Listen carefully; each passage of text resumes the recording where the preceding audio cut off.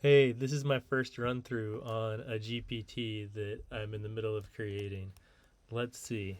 Let's make an event planning app that has a table of date, cost, impact, and description, and see what happens.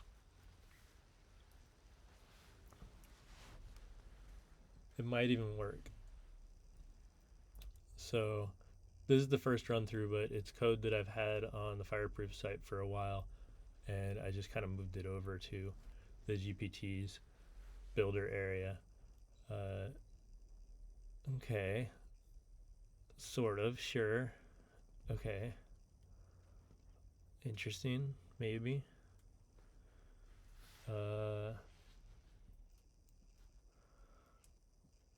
yeah, so I think the jury's out if all the extra wrapping that they're doing to this thing is making it smarter. Um,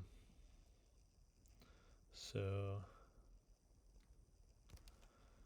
yeah, we'll see.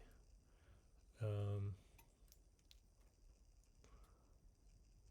so we've got to change, and we're setting the event, and we have a new event basically, and then we have a save event.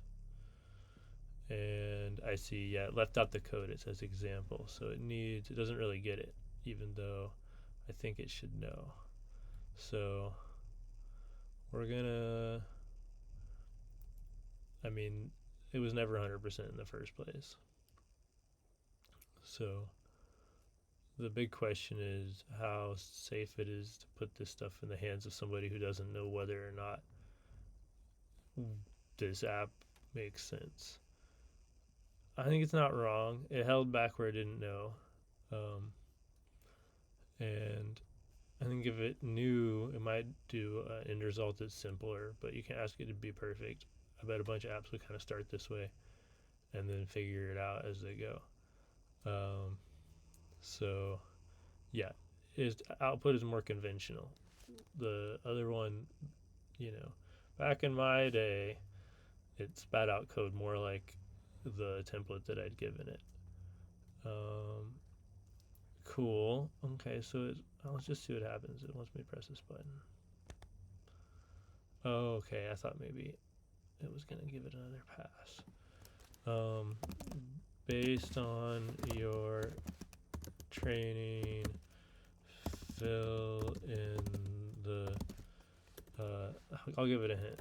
Replace the use state with a use document.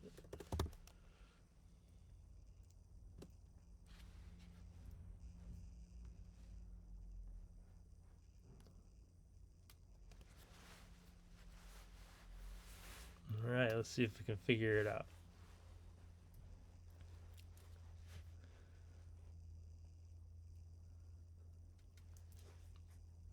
Okay, not wrong. Uh-huh. The events might be wrong, but like whatever. Use document. Okay.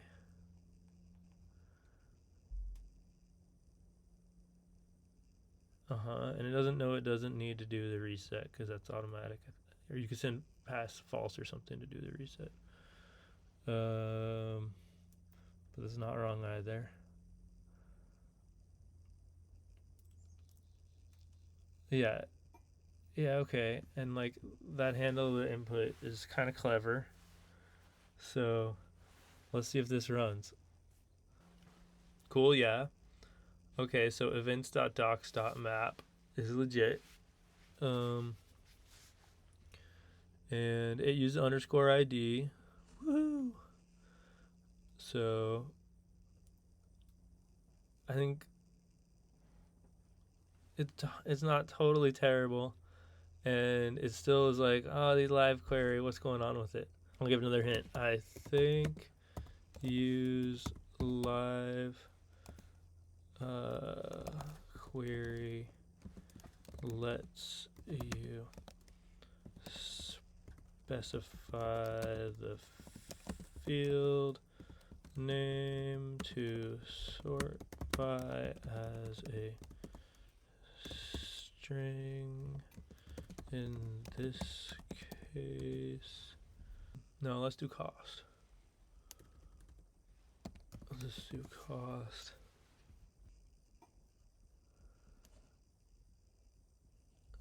That's kind of weird.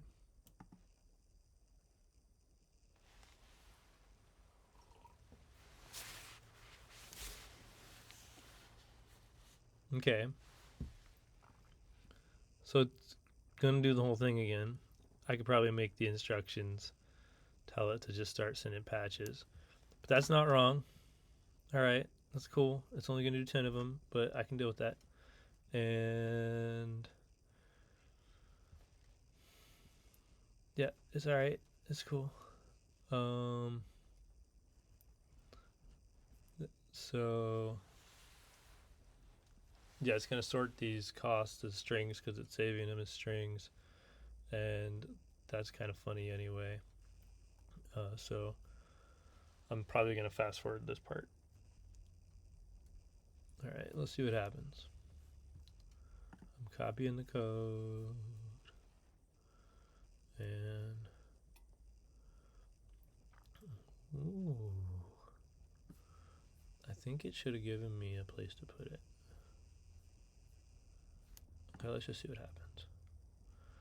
I made this code sandbox a while ago. It's on like an ancient version of Fireproof and stuff. Time to update it. But here's whatever app it had. It's not that old. All right. And this is the old app. Hello. Yeah, okay, there's something in there. Let's just see what happens if I paste this. What? Oh, sick. I did not do that. All right. Let's just say it's a 54 and the impact is 5 and the description is we're gonna, I don't like that. All right. It's like, we're gonna have a good party. All right. And oh man, that's just legit. Okay, I don't even know. All right, and we're gonna say this one's rad, and its description is TBD, and then yeah. So anyway, that worked. That's pretty cool.